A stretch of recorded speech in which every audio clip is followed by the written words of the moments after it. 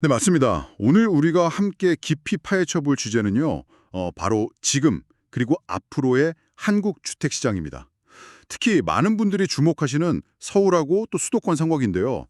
이게 표면적으로는 여름인데도 시장이 좀 조용해 보이잖아요. 근데 이게 속을 들여다보면 정말 복잡한 이야기들이 숨어 있거든요. 네, 맞습니다. 겉으로 보기엔 좀 잠잠한 것 같지만, 네, 그래서 저희가 부동산 전문가들, 고준석 대표님이나 김재경 소장님, 고종환 소장님 같은 분들, 이런 분들의 심층 인터뷰 영상부터 또 최신 뉴스 기사까지 다양한 자료들을 좀 모아서 분석을 해봤습니다.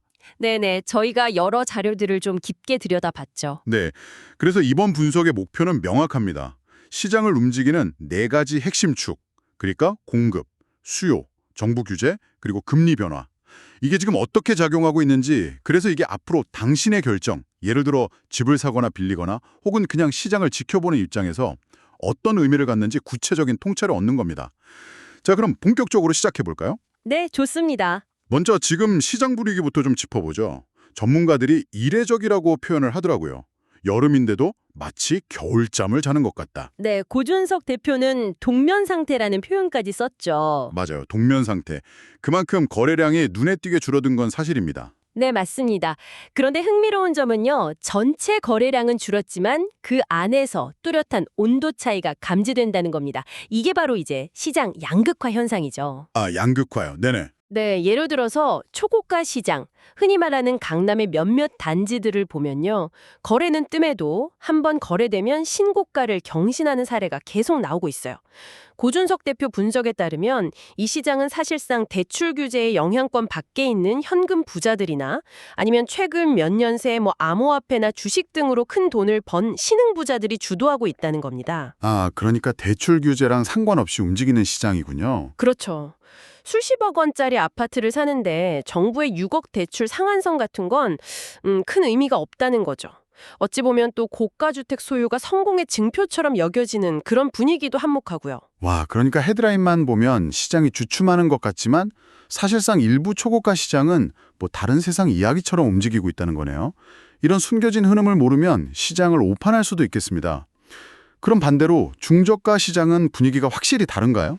네, 확연히 다릅니다. 중저가 시정은 거래량 감소와 함께 가격 조정의 압박도 받고 있습니다. 여기서는 정부의 6억 대출 상한선이 직접적인 영향을 미칩니다. 여기는 직접적인 영향권이군요. 네, 뿐만 아니라 생애 최초 주택 구매자 등을 위한 정책자금 대출, 예를 들어 디딤돌 대출 한도가 3억에서 2억 5천만 원으로 줄어든 것, 이것도 무시할 수 없어요. 고준석 대표 지적처럼 몇 천만 원 차이에도 민감하게 반응하는 시장이기 때문에 구매자들이 선뜻 나서지 못하는 거죠. 네네. 그래서 지금은 조금 더 떨어지지 않을까 하는 그런 기대 심리로 매수를 미루는 소위 관망세가 짙습니다. 결국 대출 규제라는 같은 정책도 시장 세그먼트별로 전혀 다른 영향을 미치고 있군요. 그렇습니다. 그런데 이런 현상이 서울 수도권에만 국한된 건 아니죠? 지방 상황은 어떤가요? 네, 지역별 편차도 중요하게 봐야 합니다. 특히 공급 물량이 많았던 지방 대도시들, 예를 들어 대구나 부산 같은 곳은요, 정부 규제 강도와는 별개로 이미 상당 기간 침체를 겪고 있습니다. 거기는 규제 이전부터 좀 어려웠군요. 그렇죠. 고준석 대표도 이 점을 강조했는데 결국 시장의 가장 근본적인 동력은 공급이라는 것을 다시 한번 확인시켜주는 대목이죠. 그렇다면 바로 그 핵심 문제, 공급 부족 상황을 좀 더 깊숙이 들여다봐야겠네요. 저희가 분석한 자료들에서 전문가들은 거의 한 목소리로 서울 같은 선호 지역의 진짜 문제는 바로 이 공급 부족이라고 지적했습니다. 고준석 대표, 김재경 소장 모두 같은 진단이었죠. 네, 맞아요. 구체적인 수치들을 보면 상황이 생각보다 심각합니다. 우선 새로 지어지는 주택 자체가 급격히 줄고 있어요. 서울의 아파트 입주 예정 물량만 봐도 올해 약 4만 6천 가구 정도인데 내년에는 이게 2만 가구 수준으로. 와, 반토막이네요. 네. 거의 반토막 날 전망입니다. 이건 아파트만의 문제가 아니고요. 빌라 같은 비아파트 건설은 더 심각해서 최근 서울 전체에서 신규 건축 허가가 1,800채 정도에 불과했다는 통계도 있어요. 1,800채요? 서울 전체에서요? 네, 여기에는 건설사들의 자금난 문제도 있지만 최근 몇 년간 사회적으로 큰 문제가 됐던 전세 사기 여파로 빌라 수요 자체가 위축된 탓도 큽니다. 사람들이 빌라 전세를 꺼리게 되니 건설 자체도 줄어드는 악순환이죠. 그렇군요. 신규 공급 절벽이네요, 정말. 그런데 새로 짓는 것만 문제가 아니라 이미 지어진 집들도 시장에 잘 안 나온다는 이야기도 있었죠. 맞습니다. 다주택자들이 집을 여러 채 가진 경우 이걸 팔아서 시장에 공급을 늘려줘야 하는데 현재 세금 구조나 규제 때문에 매물을 내놓기보다는 그냥 보유하는 쪽을 택하고 있다는 분석입니다. 아, 매물이 잠겨 있다. 네. 고준석 대표는 이게 단순히 매물 감소뿐 아니라 전월세 공급 감소로도 이어진다고 지적합니다. 더 걱정스러운 건 미래 전망입니다. 김재경 소장은 2026년 이후에는 서울의 1000세대 이상 대규모 신축 아파트 단지 준공 예정인 곳이 거의 없다고까지 말합니다. 거의 없다고요? 1000세대 이상이? 네. 고준석 대표는 이런 공급 부족 현상이 짧게는 4, 5년, 길게는 10년까지도 갈 수 있다고 예측했고요. 10년이요? 정말 심각한데요. 정부도 이런 상황을 모를 리 없을 텐데 어떤 정책들을 내놓고 있나요? 규제와 공급 대책 양쪽 다 살펴봐야 할 것 같습니다. 네. 정부 정책을 크게 세 가지 축으로 나눠서 분석해 볼 수 있겠는데요. 대출, 세금, 그리고 공급 정책입니다. 네. 먼저 대출 규제부터 보면요. 작년 6.27 대책 이후로 강력한 규제가 시행 중이죠. 대표적인 게 DSR, 즉 총부채 원리금 상환 비율입니다. 네, DSR. 네. 쉽게 말해 소득 대비 갚아야 할 모든 대출의 원리금 비율을 따지는 건데 이게 아주 빡빡해졌습니다. 또 LTV, 주택담보대출 비율, 즉 집값 대비 대출 가능 금액 비율도 규제 지역에서는 낮아질 가능성이 거론되고요. 6억 원 초과 주택에 대한 대출 제한도 있고요. 이런 강력한 규제가 시장을 안정시키는 데 효과가 있을까요? 과거 사례를 보면 어땠나요? 역사적 경험을 보면 좀 회의적인 시각이 많습니다. 고준석 대표는 과거 사례를 들었는데요. 2002년에 LTV, 2005년에 DTI, 2018년에 DSR이 처음 도입됐을 때를 보면 이런 규제들이 단기적으로는 거래를 위축시키고 시장을 둔화시키는 효과는 있었지만 공급 자체가 부족한 상황에서는 장기적인 가격 상승 추세를 꺾지는 못했다는 겁니다. 아, 단기 효과는 있었지만 장기 추세는 못 바꿨다. 네, 그렇죠. 그래서 현재의 강력한 규제 역시 단기적인 효과는 있겠지만 근본적인 공급 부족 문제를 해결하지 못하면 결국 한계가 있을 거라는 분석이 지배적입니다. 고종환 소장이나 김재경 소장 역시 새 정부의 기조가 가계부채 관리에 초점을 맞추고 있어서 대출 규제가 완화되기보다는 유지되거나 오히려 강화될 가능성이 높다고 보고 있습니다. 그렇군요.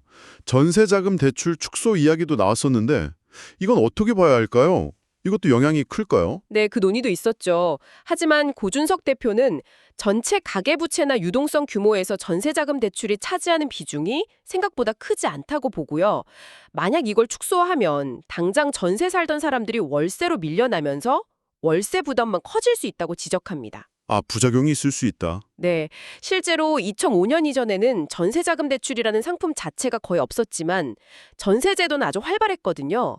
대출이 전세제도의 본질은 아니라는 거죠. 오히려 전세대출 축소는 저소득층의 주거 불안을 가중시킬 수 있다는 우려도 나옵니다. 그렇군요. 대출 규제는 계속 좀 빡빡할 가능성이 높다는 거네요. 그럼 세금 쪽은 어떤가요? 집을 살 때 내는 취득세, 팔 때 내는 양도세, 그리고 가지고 있을 때 내는 보유세, 그러니까 재산세, 종부세 다 변화 가능성이 거론되던데요. 맞습니다. 먼저 거래세 측면을 보면요. 현재 높은 취득세와 양도세율이 다주택자들이 매물을 내놓는 걸 막는 큰 요인이다. 이런 지적이 많습니다.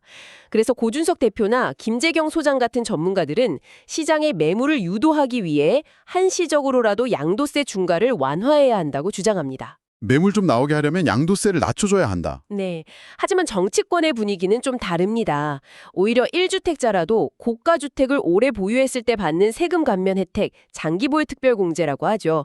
이걸 줄이거나 내년 5월로 예정된 다주택자 양도세 중과 유예 기간이 끝나면 다시 중과를 부활시킬 가능성도 거론되고 있습니다. 아, 오히려 강화될 수도 있다고요? 네, 고종환 소장은 특히 다주택자 양도세 중과 부활 가능성을 상당히 높게 보고 있고요. 보유세는 강화될 가능성이 훨씬 커 보입니다. 보유세요? 재산세, 종부세? 네, 핵심은 공시가격 현실화율과 공정시장가액 비율 상향 조정입니다.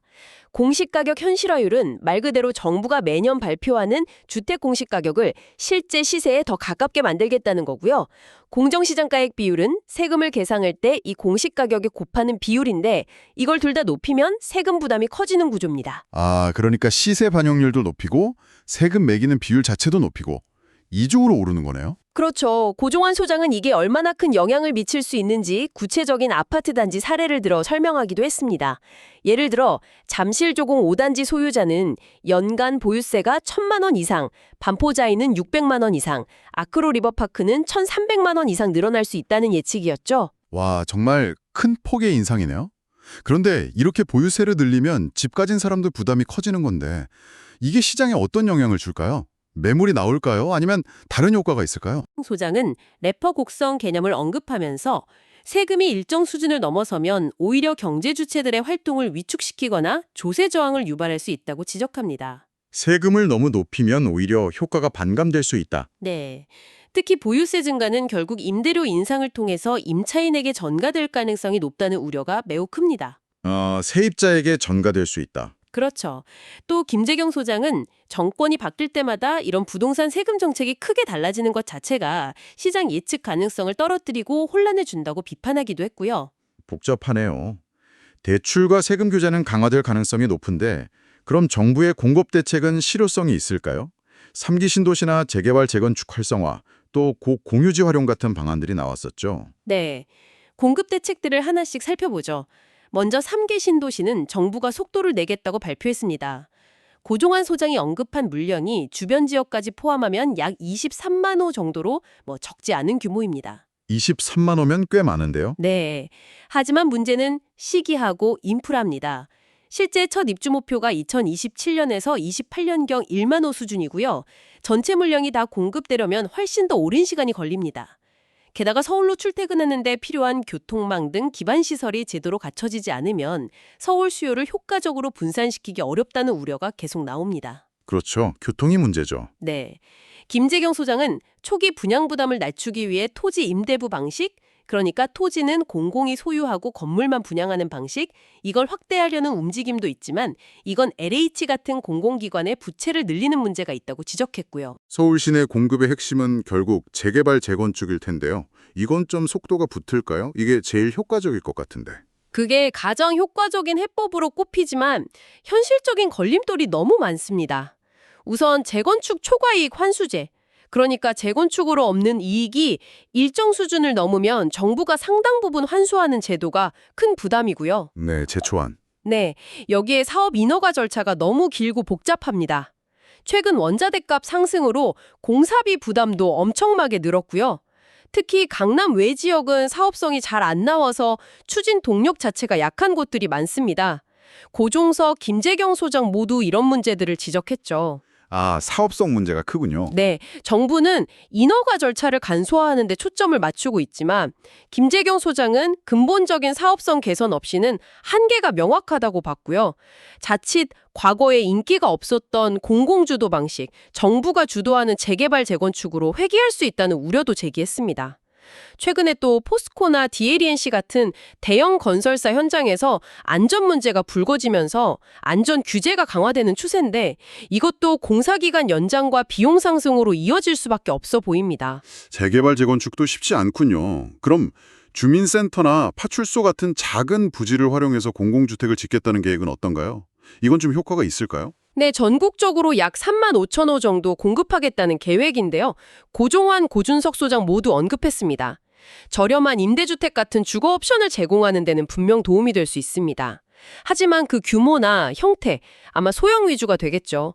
이걸 고려할 때 일반적인 가족 단위의 아파트 수요를 충족시키거나 전체 주택시장의 가격 안정에 미치는 효과는 매우 제한적일 거라는 분석이 많습니다. 네, 아무래도 소규모니까요. 네.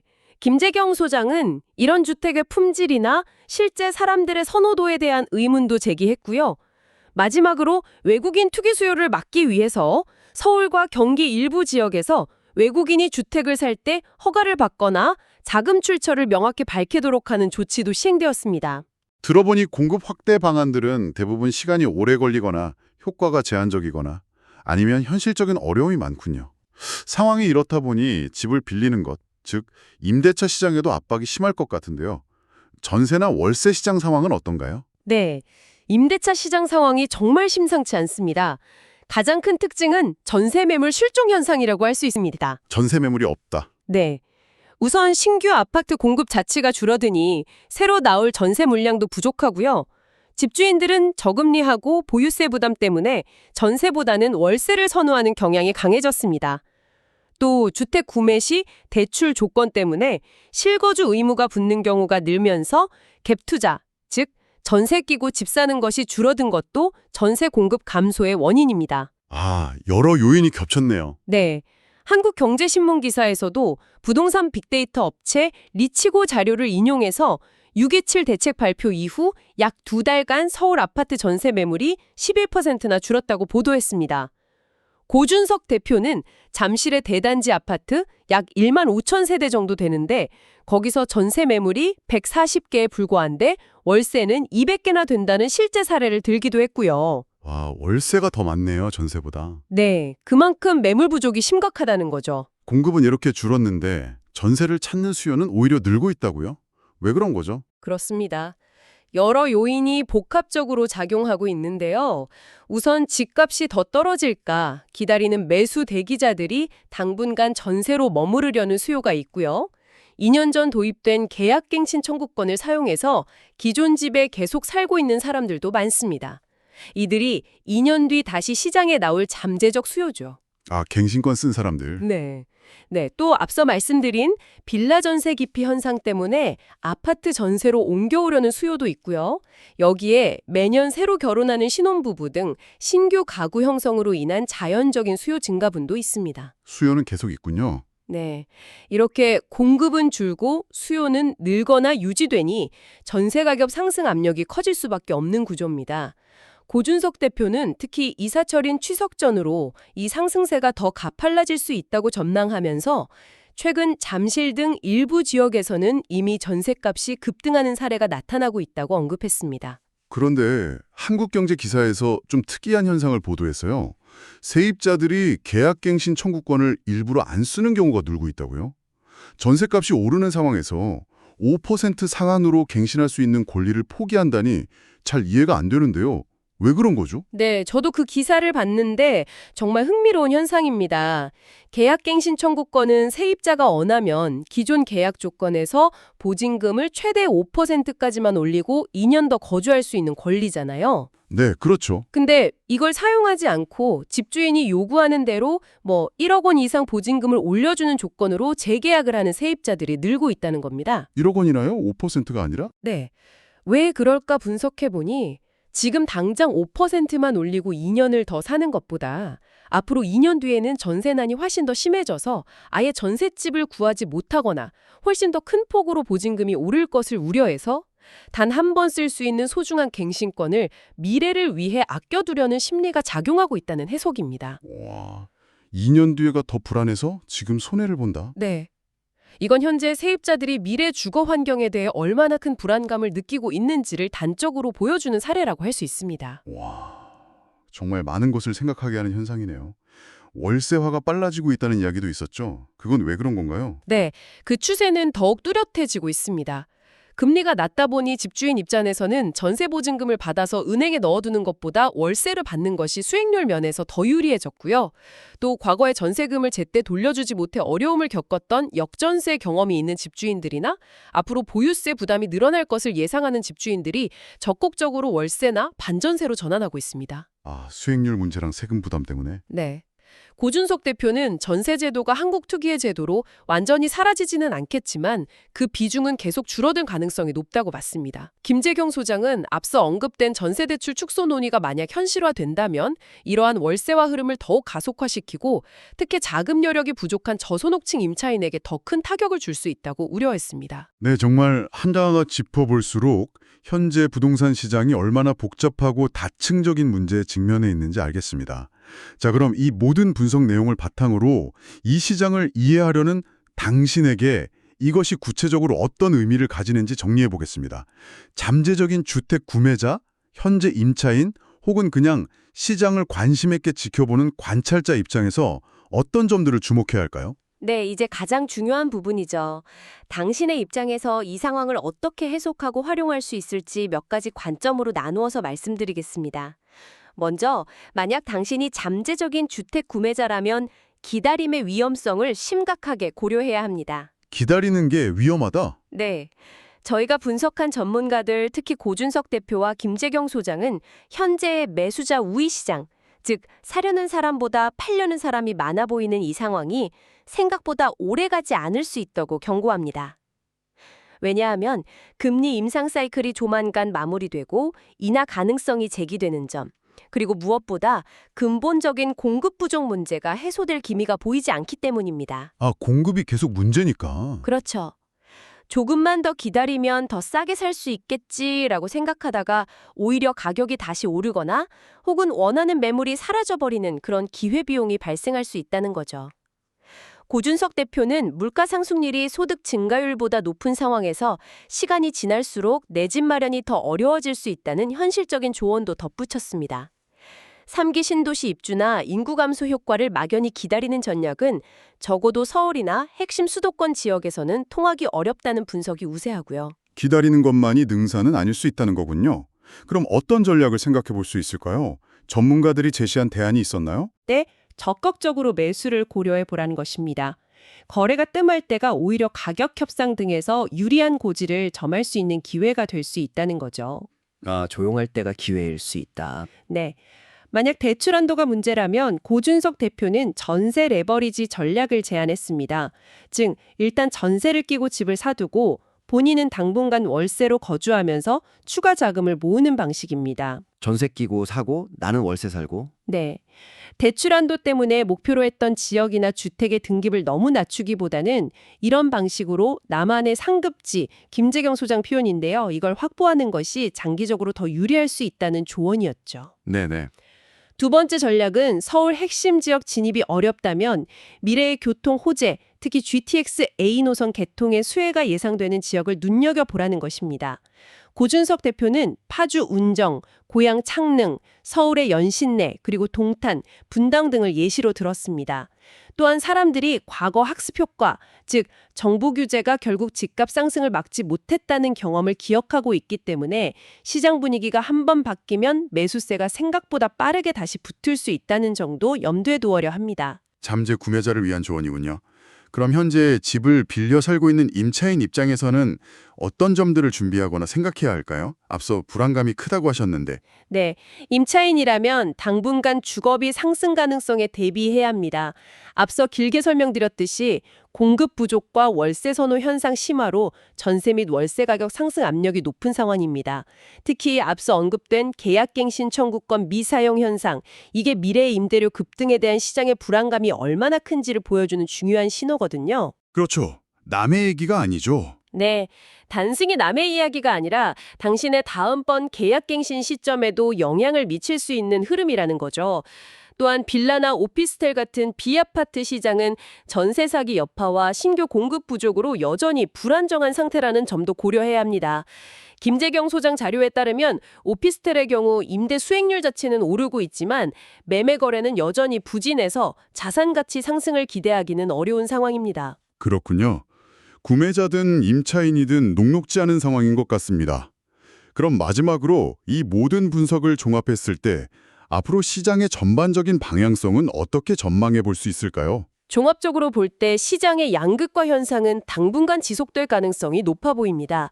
즉 선호되는 지역과 그렇지 않은 지역, 고가 주택과 중저가 주택 간의 격차가 더 벌어질 수 있다는 거죠. 양극화 심화. 네, 그리고 가장 중요한 핵심 문제, 즉 서울 등 선호 지역의 공급 부족은 단기간에 해결될 기미가 보이지 않습니다. 정부 정책 역시 당장 시장에 매물이 나올 수 있도록 유도하는 시장 친화적인 단기 공급 확대책, 예를 들면 양도세 완화 같은 거요. 이런 것보다는 수요를 억누르는 규제 강화, 즉 대출이나 세금 규제, 혹은 효과가 나타나기까지 시간이 오래 걸리고 불확실성이 큰 장기 공급 방안, 신도시나 공공부지 활용 같은 것에 무게를 두는 경향이 뚜렷합니다. 단기 처방보다는 장기 계획이나 규제 위주다. 네, 이건 저희가 분석한 다수의 자료에서 공통적으로 나타나는 평가입니다. 김재경 소장이 철학자 헤겔의 말을 인용하며 지적했듯이 인간이 역사로부터 배우는 유일한 교훈은 인간은 역사로부터 아무것도 배우지 못한다는 것이라는 말이 떠오를 정도로 과거 정책의 실패가 반복될 수 있다는 우려도 제기되고 있는 상황입니다. 네, 오늘 정말 많은 이야기를 나눴습니다. 정리해보면 현재 한국 부동산 시장, 특히 서울 수도권은 표면적인 거래 위축 이면에 심각한 공급 부족 문제와 복잡하게 얽힌 정책 변수들이 자리하고 있습니다. 그래서 단순히 오른다 내린다 예측하기보다는 이런 다양한 요인들이 어떻게 서로 영향을 주고받는지 그 구조를 이해하는 것이 훨씬 중요해 보입니다. 특히 임대차 시장의 불안정성은 앞으로 더 주목해야 할 부분이 될 것 같고요. 맞습니다. 그래서 마지막으로 이 분석을 들으신 당신에게 생각해 볼 만한 질문을 하나 던지면서 마무리하고 싶습니다. 과거의 수많은 규제들이 결국 선호지역 주택에 대한 시장의 근본적인 수요와 공급 원리를 이기지 못했고 사람들이 살고 싶어하는 지역에 의미 있는 수준의 주택 공급이 늘어나기까지는 매우 오랜 시간이 걸린다는 점을 고려할 때 단기적인 뉴스나 정책 변화에 흔들리기보다 향후 몇 년간 당신의 주거 안정성이나 자산 계획에 대해 가지고 있던 기존의 가정들 중 어떤 부분을 다시 한번 점검하고 재검토해 볼 필요가 있을까요? 네. 이 질문이 단기적인 변동성에 일희일비하기보다는 좀 더 긴 호흡으로 본질에 집중해서 당신만의 현명한 전략을 세우는 데 작은 도움이 되기를 바랍니다.